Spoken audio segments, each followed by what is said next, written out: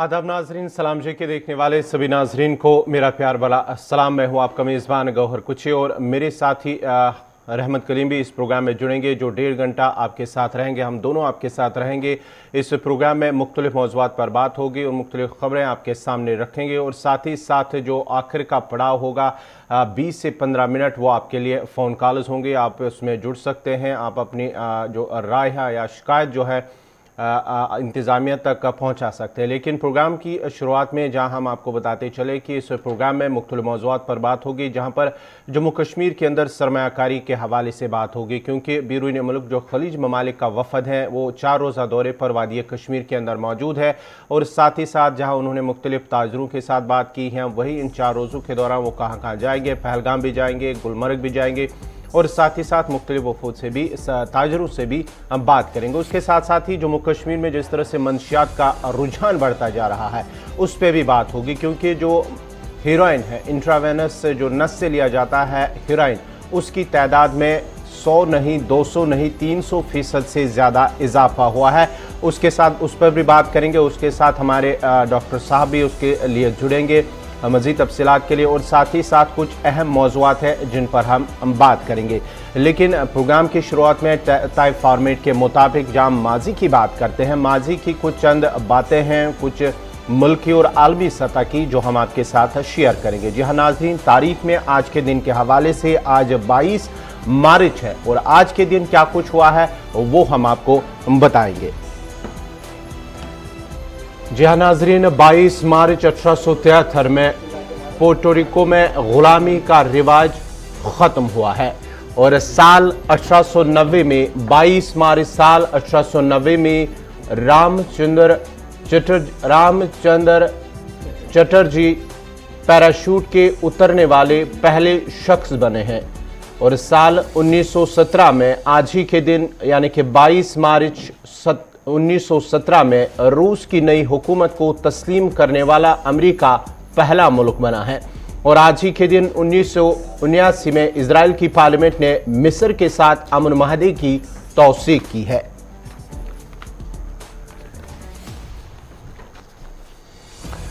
और आज ही के दिन 22 मार्च 1946 में बरतानिया ने उर्दन को आज़ाद करने के माहदे पर दस्तखत किए हैं। और आज ही के दिन 1958 में यानी कि 22 मार्च 1958 में सोवियत यूनियन ने विज़ालीमा में एटमी तजुर्बात किए हैं। और आज ही के दिन 1978 में फ्रांस ने न्यूक्लियाई तजुर्बात किए हैं। और आज ही के दिन 1977 यानी कि 22 मार्च 1977 में इंदिरा गांधी ने वजीर आजम के ओहदे से इस्तीफा दिया है।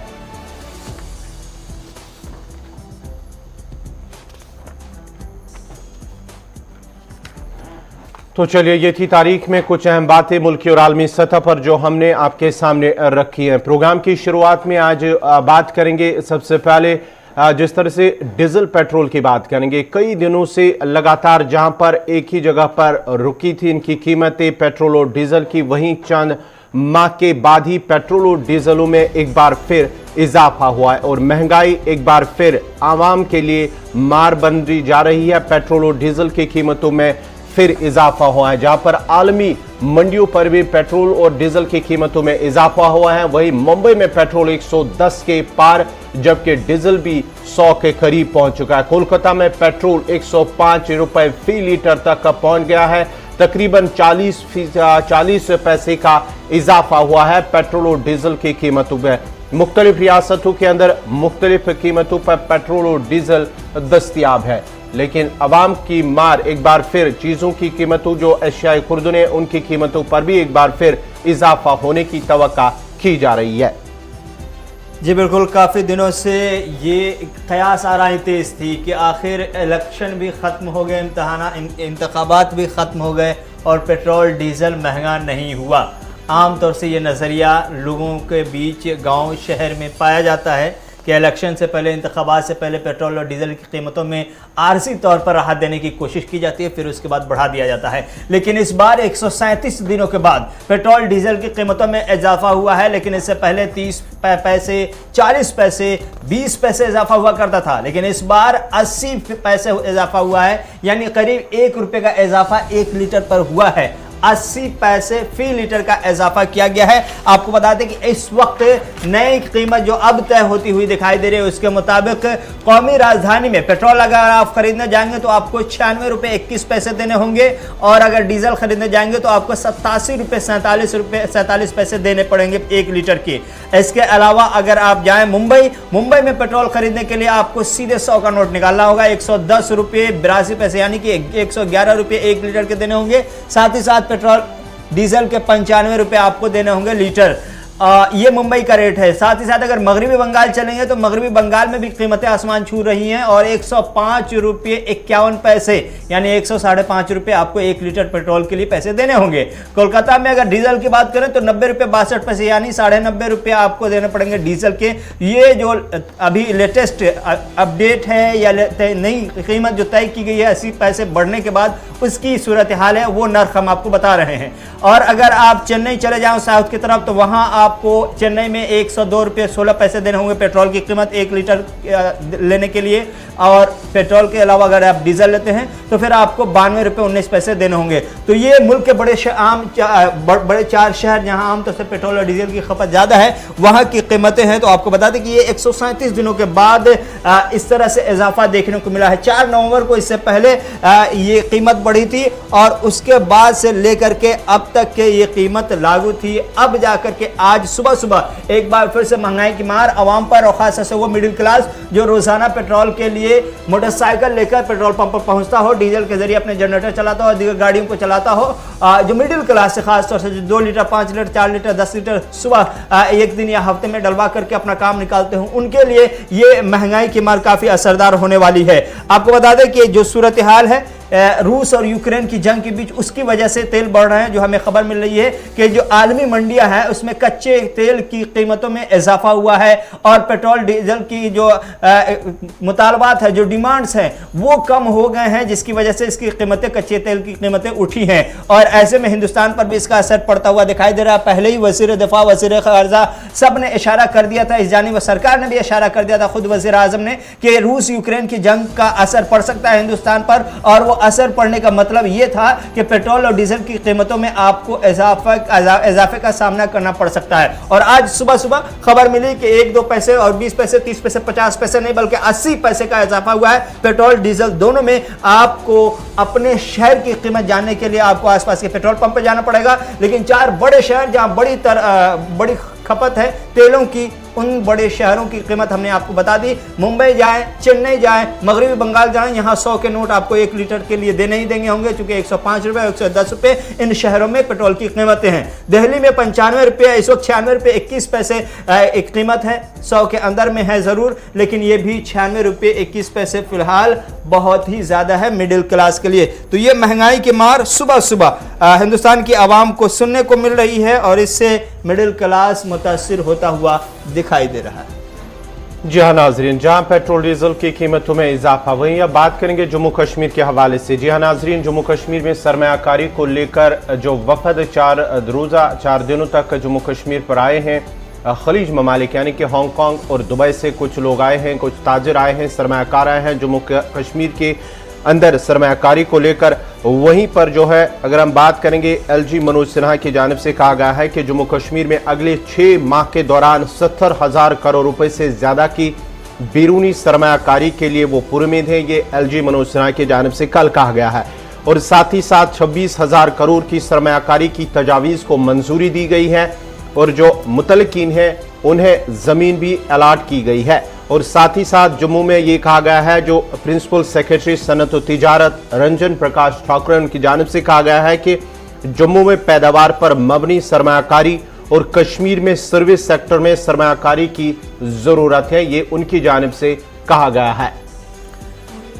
जी बिल्कुल, वादी कश्मीर में सरमायाकारी के मौके तलाश करने के लिए यूएई, हांगकांग, सऊदी अरब के करीब 36 रुकनी वफ्द का वादी कश्मीर का दौरा जारी है। आज दूसरा दिन है, 4 दिनों के दौरे पर ये सब के सब पहुंचे हुए। 24 तारीख को वापसी है, लेकिन इस दौरे का सबसे अहम और बुनियादी मकसद इन्वेस्टमेंट के मौके जो हैं उसको एक्सप्लोर करना बताया जा रहा है। जो इन्वेस्टमेंट के मौके हैं, जो सरमायाकारी के मौके हैं, उसको ढूंढ निकालना है ताकि वादी कश्मीर में जो सरमायाकारी के इम्कानात हैं उन तमाम का फायदा उठाया जा सके। आपको याद होगा कि पिछले दिनों एलजी मनोज सिन्हा दुबई गए थे, वहां पर बाज़ाब्ता तौर पर एमओयू साइन हुआ था सरमायाकारी के फरोग के लिए, और इस बार 70,000 करोड़ की सरमायाकारी की उम्मीद एलजी मनोज सिन्हा खुद लगा रहे हैं। तो ये डेलीगेशन की खास बात यह है, इस वक्त की खास बात यह है कि इसमें यूएई से हो, सऊदी अरब से हो, हांगकांग से हो, इनमें बड़ी कंपनियों के मालिकान हैं, सरमायाकार हैं। ये सब के सब जम्मू कश्मीर में और खास तौर से वादी कश्मीर में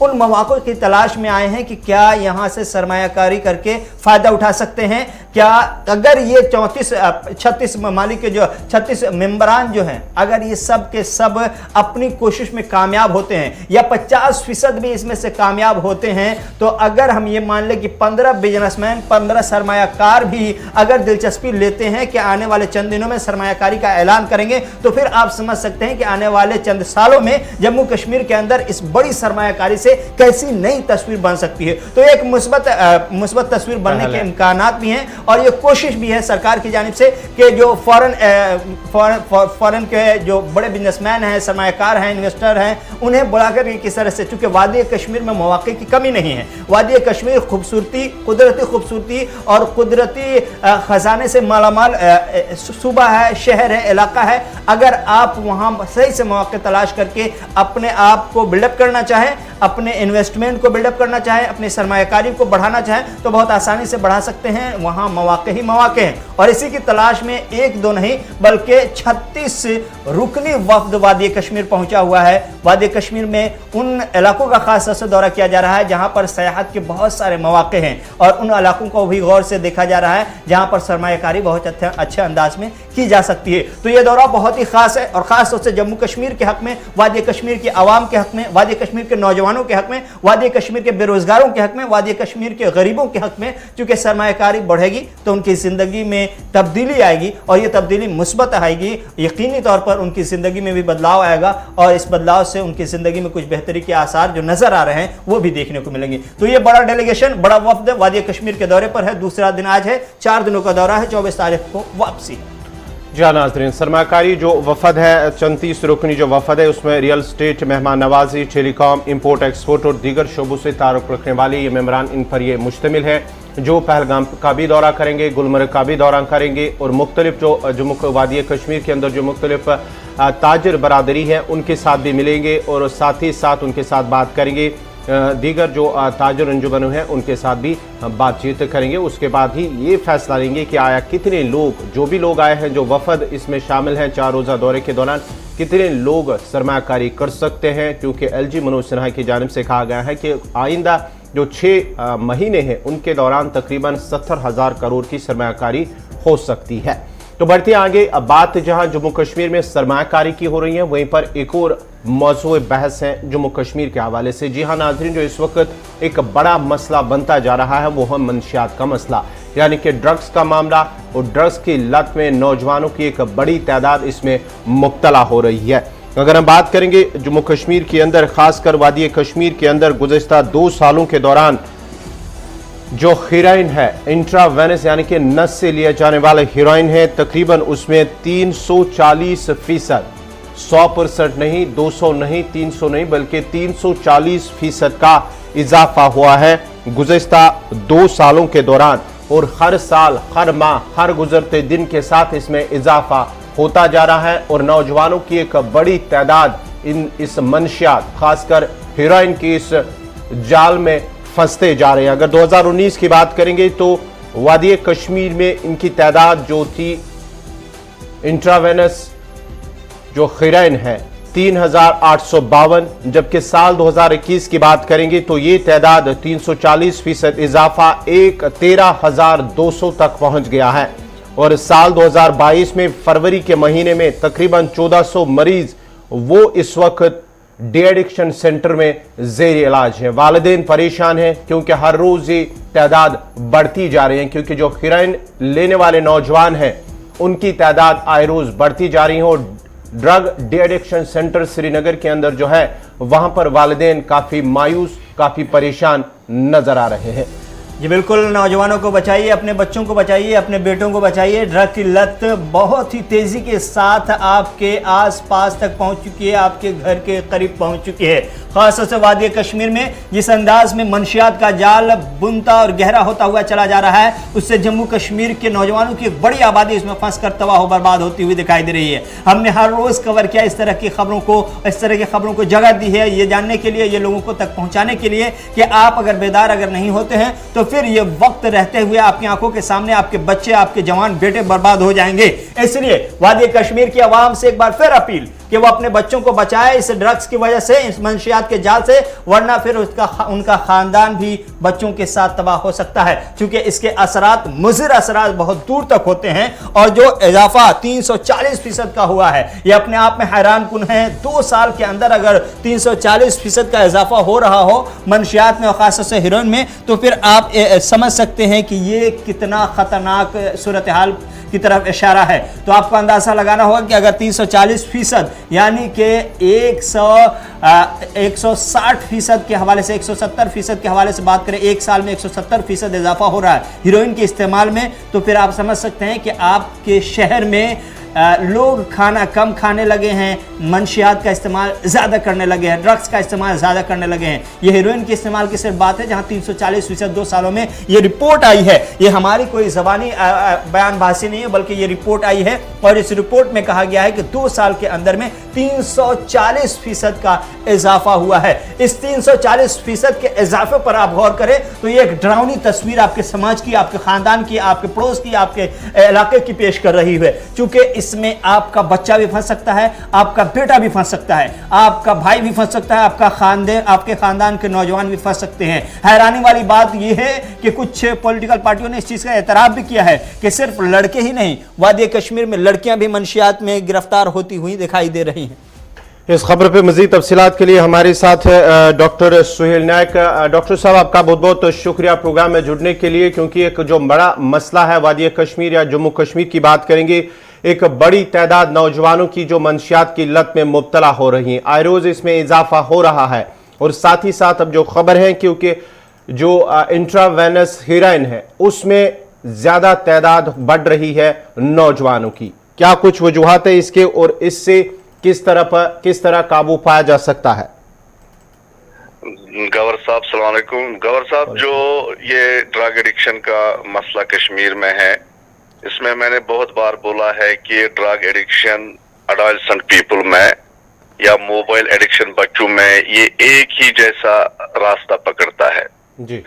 आम लोगों को समझाने के लिए मैं मोबाइल एडिक्शन की बात करूंगा, उसके बाद ड्रग एडिक्शन एक्सप्लेन करूंगा।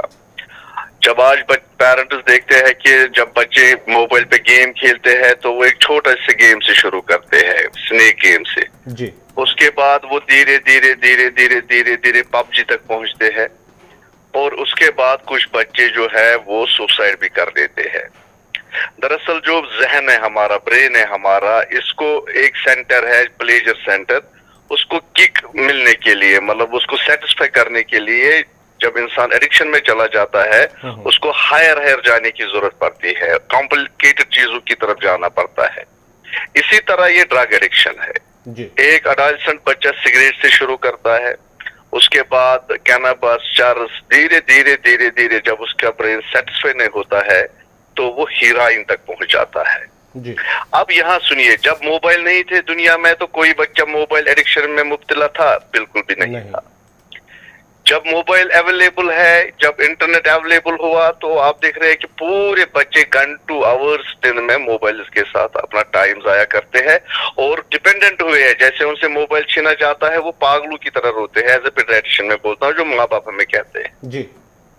इसी तरह जो अडल्ट ग्रुप ऑफ पीपुल है, जब वो भी ये ड्रग्स का नशा करते हैं, धीरे धीरे वो लेवल को बढ़ा के हीरोइन तक पहुंच जाते हैं। लेकिन अब इसमें कंट्रोल कैसे है? जो मैंने एक्सप्लेन किया वही आपको आंसर मिला कि जब तक हम इस ट्रेड को खत्म ना करें, जब तक जो इस बाजार को चलाने वाले बिजनेसमैन है, जब तक उनको खत्म ना किया जाए, we have to nip it from the bud. जब तक पुलिस सोसाइटी इसमें पूरा कोऑपरेट ना करेगी, जब तक इस चीज को ही मुआशरे से खत्म ना किया जाए, तब तक अडल्ट सेंटर्स पे हमारा कंट्रोल नहीं रहेगा जी। तो हमारा यहाँ ये जिम्मेदारी बनती है गवर्नमेंट की कि चले हम मानते हैं हीरोइन का जो एडिक्शन है अडल्ट सेंटर्स में बढ़ गया, हजारों में बढ़ गया, परसेंटेज बढ़ गया, लेकिन भाई ये हीरोइन आता कहाँ से है कश्मीर बिल्कुल, सवाल तो यही है। सवाल ये नहीं है कि हम हर एक अडल्ट सेंट के पीछे माँ बाप स्कूल में रखेंगे, हम अडल्ट सेंट को बोलेंगे जनाब इससे दोस्ती करो, इससे दोस्ती मत करो, वो तो कंट्रोल के बाहर है, वो चीज हम रोक नहीं सकते हैं जी। लेकिन हमारा ये जाती मसला बन गया है लोगों का कि कम्युनिटी लेवल से लेके जो एडमिनिस्ट्रेशन है, हमें उन लोगों पे काबू करना है जो इस बिजनेस को धीरे धीरे साइलेंटली इस मुआशरे में फैला रहे हैं। ये एक बहुत बड़ा नेक्सस है। और सबसे बड़ी अनफॉर्चुनेट बात यह है कि अगर मोहल्ले में किसी बच्चे का, किसी पेरेंट का बच्चा ड्रग एडिक्शन में मुब्तला होता है जी बाय किसी मेथड, तो मोहल्ले वाले उस फैमिली से बायकॉट कर लेते हैं, उसको बोलते हैं कि आपका बच्चा खराब है, आप इस मोहल्ले से निकल जाओ। और उसी मोहल्ले में अगर कोई बिजनेसमैन होगा जो इस नशे के दवाइयों को फैलाता है, उसको 2-4 मंजिला मकान होगा और लोग उल्टे में उसको मोहल्ले का सदर बना लेते हैं। बिल्कुल। तो ये परेशानी है हमारे कौम की। मैं आपके माध्यम से लोगों को कहूंगा कि चलिए हम अपने बच्चों को मॉरल एजुकेशन देंगे, अपने बच्चों पे नजर रखो, उनको शाम को पूछो किससे दोस्ती की, कहीं सिगरेट तो नहीं पिया, किसी चीज में मुब्तला नहीं हुए, उसकी स्कूल परफॉर्मेंस पे नजर रखे, उसके बिहेवियर पे नजर रखे कि बिहेवियर चेंज तो नहीं होता है। लेकिन डॉक्टर साहब, अब ये भी मसला है क्योंकि ये इजी अवेलेबल है मार्केट में, कैसे अवेलेबल है ये भी एक संगीन मसला बनता जाना। दूसरी तरफ से जो ये नस से लिया जाने वाला हीरोइन है, ये भी एक बड़ा मसला बनता जा रहा है। देखिए, मैंने आपको बताया एक बच्चा जब मोबाइल गेम, स्नेक गेम से शुरू करके पबजी तक पहुंच जाता है जी, उसी तरह एक बच्चा जब छोटे सिगरेट से शुरू करके, अल्कोहल से शुरू करके, चरस से शुरू करके, जब उसके ब्रेन को सेटिस्फिकेशन नहीं मिलता है तो वो आईवी ड्रग्स की तक पहुंच जाता है। मैं आपको बताता हूँ, एडिक्शन वो चीज है, अगर उनको बोलेंगे कि हीरोइन से ऊपर भी कोई दवाई है जो आपको किक देगा, वो भी करेंगे। बिल्कुल, क्योंकि जब इसकी डिपेंडेंस हो जाती है तो इंसान हर दिन एक नया एक्सपेरिमेंट और नए ड्रग ढूंढने की कोशिश में रहता है। डॉक्टर साहब, एक सवाल मेरे जहन में ये आ रहा है कि क्या हम हीरोइन हो या फिर इस तरह की दूसरी जो आला क्वालिटी की है ड्रग्स के मंशियात में अपर ग्रेड की, सिगरेट आमतौर से लोग रोज़मर्रा की ज़िंदगी में बहुत आसानी से इस्तेमाल करते हैं, क्या सिगरेट को लेकर के आप कुछ अगर तस्वीर साफ कर पाएँ, लोगों को बता पाएँ कि सिगरेट का भी क्या नुकसान होता है या नहीं होता है बड़े पैमाने पर? जिस तरह से ये लत है, क्या सिगरेट को भी हम एक लत के तौर पे बताएं, और इसके भी नुकसान में कोई बहुत ज़्यादा फ़र्क या ड्रग्स के दूसरे जो आलात, दूसरी जो चीज़ें हैं, चाहे वो हीरोइन हो या फिर दूसरी चीज़ें, इसके नुकसानात में और सिगरेट के नुकसानात में क्या कोई बहुत ज़्यादा फ़र्क है? देखिए, सिगरेट जो है ये बहुत पुराने जमाने से चल रहा है, इस पे गवर्नमेंट का बैन कहीं स्टेटस पे है, कहीं स्टेटस पे नहीं है, लेकिन सिगरेट भी एक एडिक्शन है। और सिगरेट से हम बोलते हैं कि this is a commonest cause of lung cancer and bladder cancer. ये नहीं है कि आपको सिगरेट से चीजें नहीं हो रही है, लेकिन सिगरेट पीने से एक चीज इंसान का इंटैक्ट रहता है, वो रहता है उसका ब्रेन फंक्शन। और कभी कभी कोई आपको इंसान बोलेगा मुझे सिगरेट पीने से ब्रेन फंक्शन इंप्रूव होता है, मुझे जब इस कैलकुलेशन में जार्गन आता है या मुश्किलें आती है, मुझे सिगरेट पीने से ये मसले हल होते हैं। लेकिन जब ड्रग एडिक्शन की बात करेंगे तो जो इंसान का ब्रेन का स्टेट होता है वो तब्दील होता है, और उस इंसान को फिर ये समझ ही नहीं रहता है कि घर में जो नीचे मेरी माँ है या बाप है या बहन, उसको ये नहीं रहता है, वो इस दुनिया से डिस्कनेक्टेड होता है। अच्छा, इसलिए ड्रग एडिक्शन जहां पर ब्रेन का इन्वॉल्वमेंट नेगेटिवली इंपैक्टेड हो, उन चीजों को बिल्कुल ही हमें कौम से निकालना है, पॉपुलेशन से निकालना है। और नंबर 2, क्योंकि इनका एडिक्शन बढ़ता है, दूसरे दिन वो ज्यादा मांगता है। और तीसरी प्रॉब्लम ये है, ये कॉस्टली है। अगर आप ड्रग एडिक्ट से बात करोगे, अगर सिगरेट 20 रुपए में आते हैं तो ड्रग एडिक्शन के लिए आपको दवाई हर दिन 500 से लेके 1000 रुपए में आएगी। वो अलग बात है कि उसका कॉस्ट क्यों 50 रुपया ही ना हो। तो इससे जो फैमिली है उनकी इकोनॉमिकल डिवास्टेशन होती है, उनको सोशल आइसोलेशन होता है, और सबसे बड़ी बात है, ये ड्रग एडिक्शन जो है हम इसको क्रॉनिक डिजीज मानते हैं, एक कैंसर की तरह मानते हैं। इससे ये बच्चा वापस आता है जब इसका हॉस्टल में ट्रीटमेंट होता है। इसलिए इस सारी चीज को मद्देनजर रखते हुए हमें ये देखना है, क्योंकि हमारे भी बच्चे हैं, सब लोगों के बच्चे हैं, बच्चों को स्कूल जाना है, कॉलेज जाना है, इसलिए हमें एकजुट करके उठना है, पर्टिकुलरली एडमिनिस्ट्रेशन और पुलिस को। और इस ड्रग एडिक्शन का जो मामला बढ़ता जा रहा है, एक जंगल की आग की तरह फैल रहा है, इसको कहीं ना कहीं कंट्रोल करना है। बहुत बहुत शुक्रिया डॉक्टर सोहेल नायक साहब तफसीलात फराहम करने के लिए, अपनी राय रखने के लिए और इसके नुकसानात पर खुलकर बात करने के लिए। तो डॉक्टर सोहेल नायक बता रहे थे कि किस तरह से ड्रग्स की लत जो बढ़ी है, फैलती जा रही है और जो ये जाल गहरा होता चला जा रहा है, उससे समाज और मुआशरे पर कितना नुकसान होगा और इससे आम शहरी जो नौजवान खासतौर से जो इसकी लत के शिकार हैं, जो एडिक्शन के शिकार हैं, उनको कितने नुकसानात का सामना करना पड़ सकता है, जिस्मानी तौर पर भी और समाजी तौर पर भी। और इस सब को रोकने के लिए हम सबको आगे आना होगा, अपनी जिम्मेदारी निभानी होगी, अपना रोल अदा करना होगा। पुलिस के साथ साथ सिविल इंतजामिया, सिविल सोसाइटी के जो लोग हैं, उन्हें भी ये जिम्मेदारी है कि अगर कहीं पे इस तरह की कोई होती है, कोई मंशियात में मुब्तला कोई नौजवान होगा तो उसे रोकने की ज़रूरत है, या कहीं पे इस हवाले से कोई कारोबार करता होगा तो पुलिस को इस हवाले से इत्तला देनी होगी, जिसके बाद ही पुलिस उस पर कार्रवाई करेगी, क्योंकि जम्मू कश्मीर पुलिस इस पर काबू पाने के लिए कोशिशें कर रहा है।